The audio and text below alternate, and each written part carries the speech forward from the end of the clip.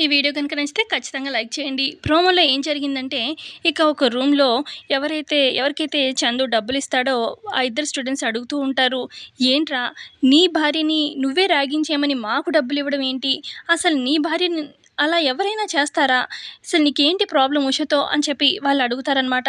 ఇక కొంత దూరంలో ఇటు చందు చెప్తున్న మాటల్ని వింటూ ఉంటాడనమాట. అక్కడున్న పల్లవి అలాగే చరణ్. మేబీ ఇదంతా ప్లాన్ ప్రకారం చందు చెప్తుంటే చరణ్ వినేలాగా పల్లవి ప్లాన్ చేస్తున్నట్టుంది. అయితే ఇక చందు ఏమో వాళ్ళ ఫ్రెండ్స్‌కి చెప్తూ ఉంటాడు ఆ రూమ్‌లో. "రేయ్! అసలు నాకు యూఎస్‌లో ఈ ఉష పరిచయమైందిరా. అసలు అక్కడ బాగానే ఉంది. ఆ అమ్మాయి బాగానే ఉంది కదా! ఎంజాయ్ చేయొచ్చు అని చెప్పి కొంతకాలం బాగానే తిరిగాను. ప్రేమించానని వెంట పడ్డాను. పాపం తను కూడా ప్రేమించింది. కొంతకాలం అయ్యాక నాకు బోర్ కొట్టేసింది. ఆ అమ్మాయిని వదిలించుకుందాం అని చెప్పి ఇక నేను ఆ అమ్మాయిని వాడుకొని ఇక ఇదిగో ఇండియా వచ్చేసాను. ఇండియా వస్తే ఈ అమ్మాయి ఈ దరిద్రం ఇండియాలో కూడా దాపురిచ్చింది. అసలు ఇండియాలో కూడా నా వెంట పడింది. తప్పించుకుంటున్నాను కదా అనుకుంటే మా పల్లవి వదిన ఉంది చూడు, తను ఈ ఉషని తీసుకొచ్చి మా ఇంట్లోనే పెట్టింది.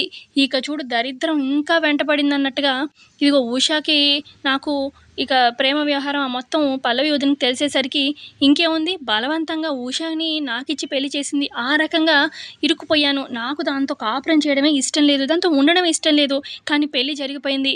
ఇదిగో ఎలాగైనా కాలేజ్ నుంచి పంపించేయాలని చెప్పి ఈ రకంగా మీకు డబ్బులిచ్చి ర్యాగింగ్ చేస్తే భయపడి కాలేజ్ వదిలి వెళ్ళిపోతుంది, నన్ను వదిలి వెళ్ళిపోతుంది అని చెప్పి ఈ రకంగా ప్లాన్ చేశానురా అని చెప్పి చెప్తూ ఉంటాడనమాట వాళ్ళ ఫ్రెండ్స్‌కి చందు.